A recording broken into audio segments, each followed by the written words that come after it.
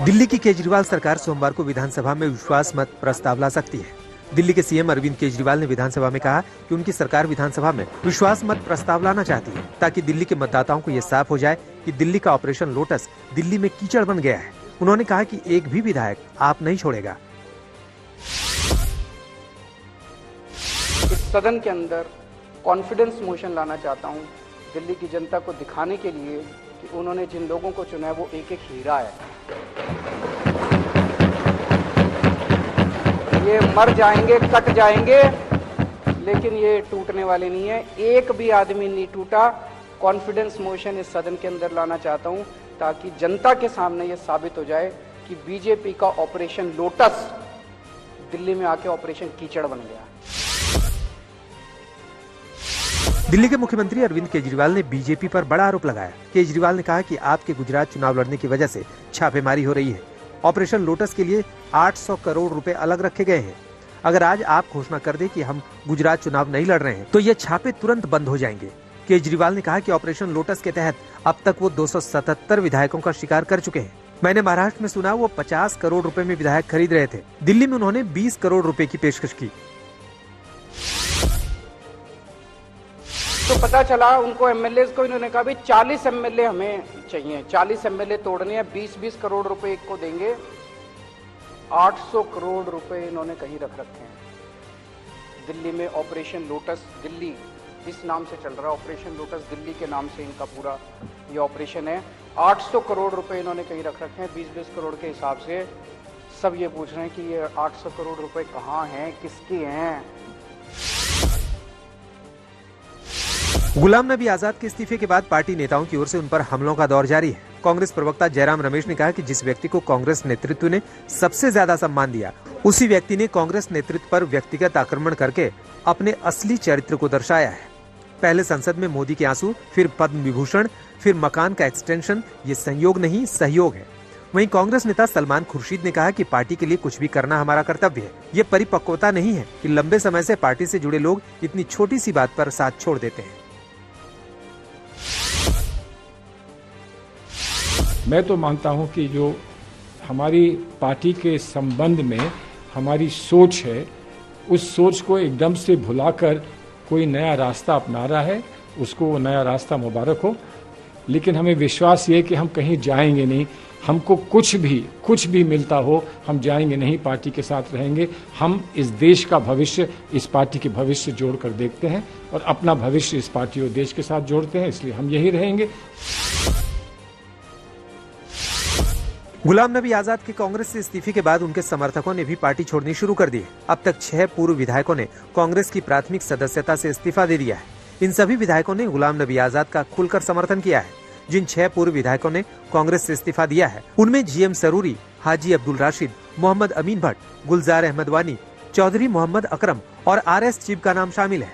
RS Chib और GM Saroori Jammu Kashmir में कांग्रेस सरकार के दौरान मंत्री भी रहे थे।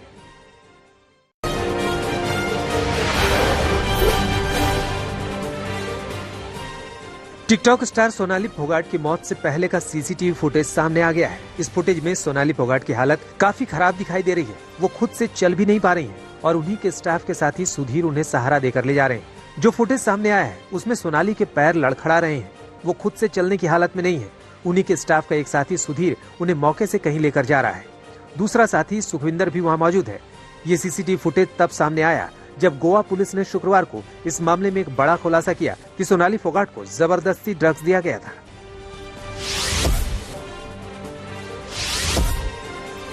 टिकटॉक स्टार सोनाली फोगाट की मौत के मामले में गोवा पुलिस की तरफ से लगातार बड़े खुलासे हो रहे हैं। अब दावा किया जा रहा है कि सोनाली को एक बोतल के जरिए 1.5 ग्राम MDMA दिया गया था। बताया जा रहा है कि गिरफ्तार किए गए सुधीर ने ही पूछताछ में ये बात कबूल की है। इससे पहले गोवा पुलिस ने ही जानकारी दी थी कि सोनाली फोगाट को जबरदस्ती ड्रग्स दिए गए थे। उन्हें कोई नशीला पदार्थ पिलाया गया था। उसी के शक के आधार पर सोनाली के स्टाफ मेंबर सुधीर और सुखविंदर को गिरफ्तार किया गया। परिवार वाले तो पहले ही सुधीर पर हत्या का आरोप लगा चुके हैं। अब पुलिस जांच में भी कुछ चौंकाने वाली बातें सामने आ रही हैं।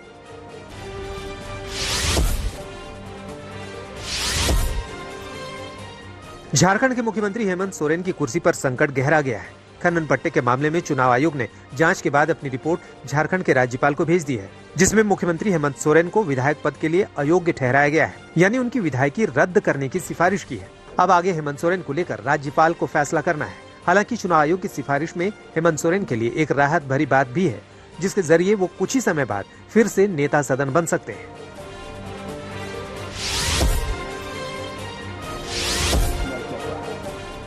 नीतीश कुमार को लेकर बिहार सरकार में मंत्री श्रवण कुमार ने बड़ा बयान दिया है। बिहार के ग्रामीण विकास मंत्री श्रवण कुमार ने कहा है कि वो एक दिन लाल किले पर तिरंगा फहराएंगे।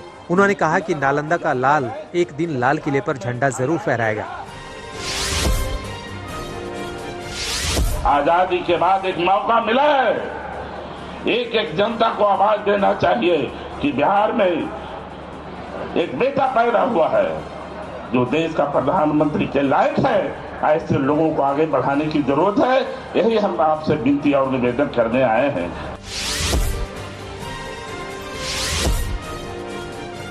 सिंगर सिद्धू मूसेवाला हत्या मामले में पंजाब पुलिस ने मनसा कोर्ट में शुक्रवार को चार्जशीट दायर की है। इस चार्जशीट में कुल 34 लोगों को नामजद किया गया है।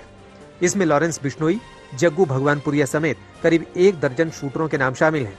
चार्जशीट में दीपक मुंडी नाम के आरोपी को भी नामजद किया गया है। वो अभी फरार चल रहा है और पुलिस की एक टीम उसकी तलाश में जुटी हुई है।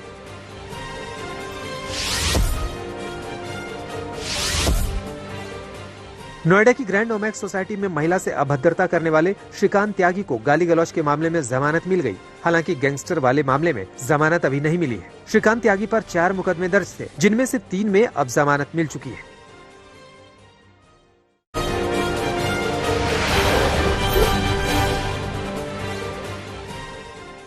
इटावा में चंबल नदी का जलस्तर बढ़ने से यमुना ने रौद्र रूप धारण कर लिया है। देखते ही देखते मंदिर, घाट, खेत, खलिहान सब जलमग्न हो गए। इसके चलते लगभग 25 गांव से संपर्क पूरी तरह कट चुका है। इलाके में फंसे लोगों के लिए प्रशासन की तरफ से राहत कैंपों की व्यवस्था की गई है।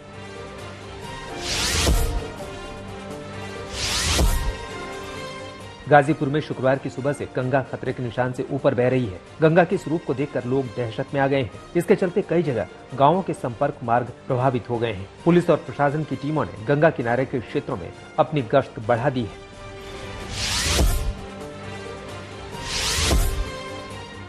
एमपी के शिवपुर में चंबल और पार्वती नदियों ने अपना रौद्र रूप दिखाया है। पानी कम होते ही 30 से ज्यादा गांवों में बर्बादी का मंजर दिखने लगा है। बाढ़ से बिगड़े हालात को संभालने जिला प्रशासन की टीम जुट गई है। वहीं घरों में फंसे कई लोग अभी भी सरकारी मदद का इंतजार कर रहे हैं।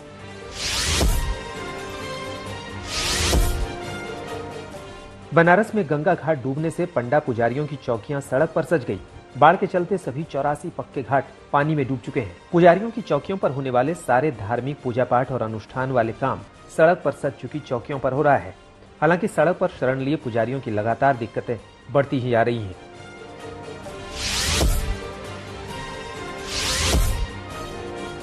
राजस्थान के धौलपुर में चंबल नदी अभी भी खतरे के निशान से 14 मीटर ऊपर बह रही है। प्रशासन लगातार इस पर निगरानी रखे हुए है। इसके चलते 80 से अधिक गांवों का संपर्क कट चुका है। आसपास के लोगों को हाई अलर्ट जारी किया गया है।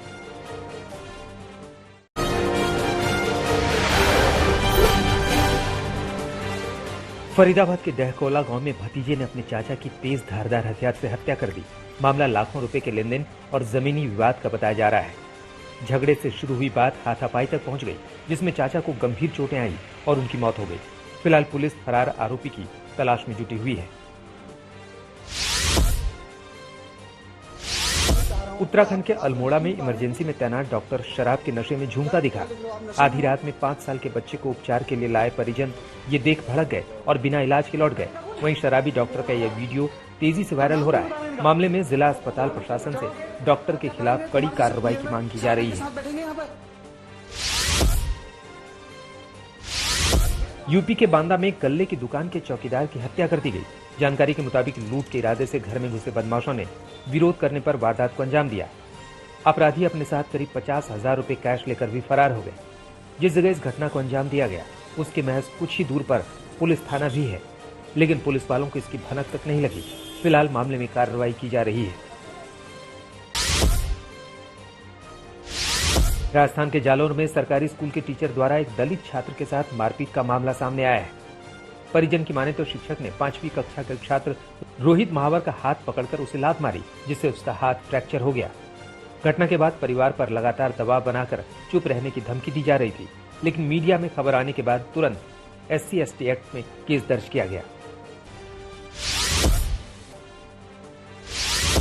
जमशेदपुर के लॉ कॉलेज के छात्रों ने हंगामा कर दिया। सेशन में देरी के चलते बिना परीक्षा दिए प्रमोट करने की मांग को लेकर यह हंगामा चलता रहा।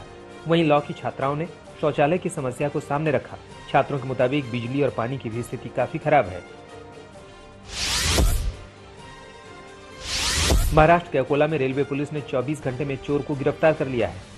रेल यात्रा में कई चोरी करने के बाद आरोपी ने 2 दिन पहले 10,28,000 के गहने की चोरी की थी, जिसके बाद पुलिस लगातार चोरों पर शिकंजा कसने में जुटी थी। गिरफ्तारी के बाद आरोपियों के पास से 7 लाख के गहने भी बरामद किए गए हैं।